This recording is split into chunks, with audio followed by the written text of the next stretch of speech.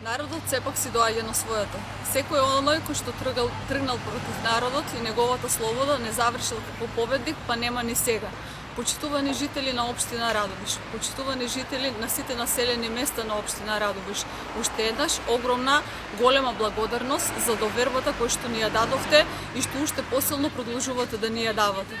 Имаме визија за подобар Радовиш, ќе работиме обединето и заеднички. Ќе има идниот градоначалник нашата подршка, Ацо Ристов ќе има довербата од мнозинството на Советот на општина Радовиш, бидејќи ВМРО ДПМН сега има најмоќната коалиција направена во историјата, а тоа е коалицијата со народот. Обезбедивме мнозинство без притисоци, без уцени, без поделба на функции, мнозинство на Советот на општина Радовиш кое што ќе работи во интерес на граѓаните. Уште еднаш ја бараме вашата подршка, ја бараме вашата доверба за победата да ни биде уште посилна и помоќна, бидејќи народот го заслужува најдоброто, народот заслужува подобра иднина.